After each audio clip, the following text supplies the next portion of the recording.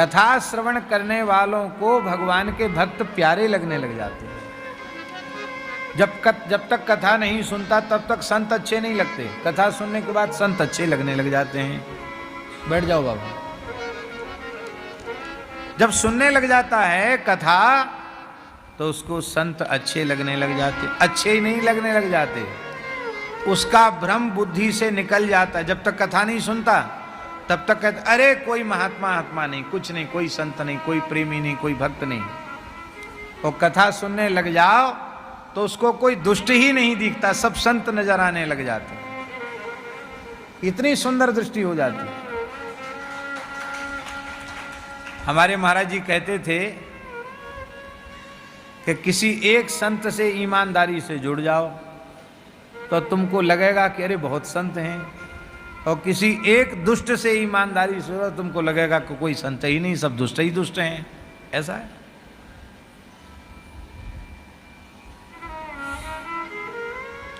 सौराष्ट्र में एक स्थान है, आप लोग जानते होंगे, गए भी होंगे,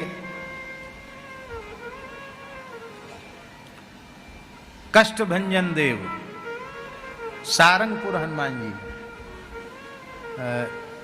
स्वामीनारायण संप्रदाय का हनुमान जी का बड़ा चमत्कारिक प्रसिद्ध स्थान है। स्वामी श्री गोपालानंद जी महाराज थे, कहते हनुमान जी ने उनको साक्षात दर्शन, हनुमान जी उनके साथ चलते थे गोपालानंद जी महाराज के, तो उन्होंने प्रार्थना किया तो हनुमान जी विग्रह रूप हो गए। तो वहाँ ये भूत प्रेत आदि की बाधा दूर होती है वहाँ जाने से। बहुत से लोग जाते हैं, जैसे हमारे यहाँ मेहंदीपुर बालाजी में जाते हैं।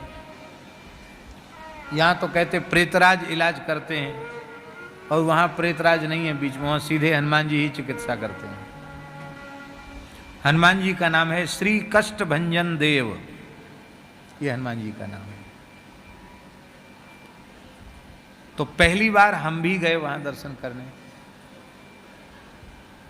तो एक दुबला पतला सा लड़का था, साधु ही था वो, एकदम दुबला पतला,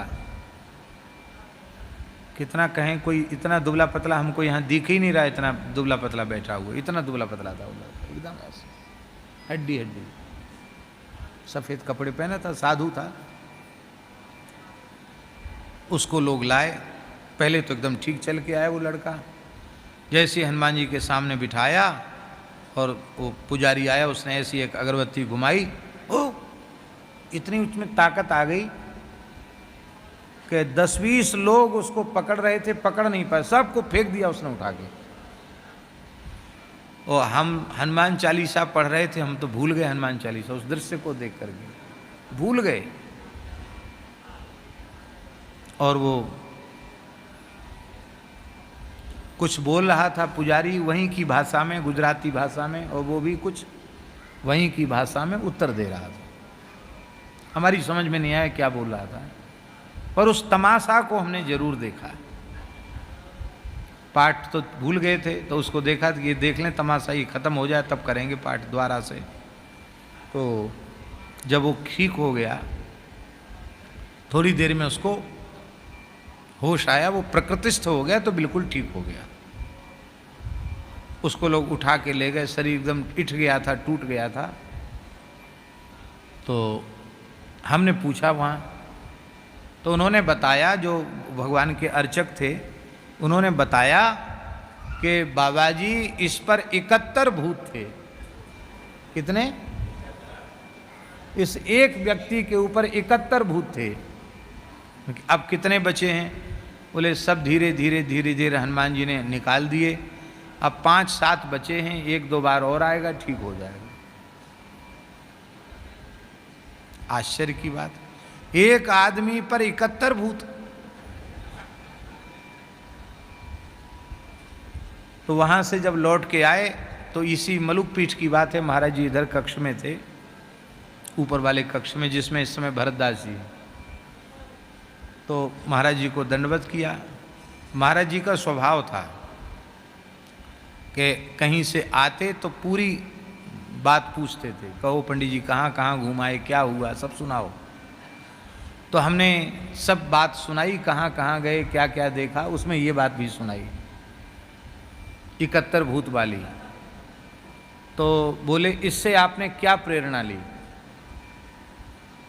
तो हमने कहा हमने तो कोई प्रेरणा नहीं ली। बोले नहीं, प्रेरणा लेना चाहिए। क्या प्रेरणा? कहा देखो, एक भूत आया होगा पहले, पर उस एक भूत ने अपने जैसे 70 को बुला लिया। ऐसे ही जीवन में कोई एक दुष्ट आ जाएगा तो अपने जैसे अनेक दुष्टों को इकट्ठा कर देगा।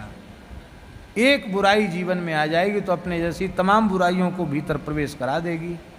और एक सज्जन आ जाएगा, साधु पुरुष, भक्त पुरुष, संत पुरुष जीवन में आ जाएगा तो अपने जैसे तमाम संतों से संबंध जोड़ देगा। एक कोई दिव्य सद्गुण आ जाएगा तो अपने जैसे तमाम सद्गुणों को ला करके हृदय में विराजमान कर देगा। इसलिए सज्जन के, साधु के संपर्क में रहना चाहिए, असज्जन के, दुष्ट के संपर्क संबंध से बचना चाहिए। ये प्रेरणा इससे लेनी चाहिए। ये महाराज जी ने बताया। तत्पुरुषे च सख्यम, भगवान के प्राण प्यारे भक्तों से प्रेम हो जाता, उनसे मित्रता हो जाती है। संत अच्छे लगने लग जाएं तो समझ लेना कि अब इस जीव का कल्याण सुनिश्चित है। और चाहे जितना भजन करता हो, चाहे घिस घिस के माला फेर फेर के माला घिस गई हो, और संत देखकर, साधु देखकर ऐसा लगे कि ये समस्या कहाँ से आ गई, ये आफत कहाँ से चली आई, अरे राम राम, ऐसा मन में आवे तो समझ लेना कि अभी कुछ नहीं है हृदय में। तत्पुरुषेच सख्यम, भगवान के भक्त अच्छे लगने लग जाते हैं, प्यारे लगने लग जाते हैं।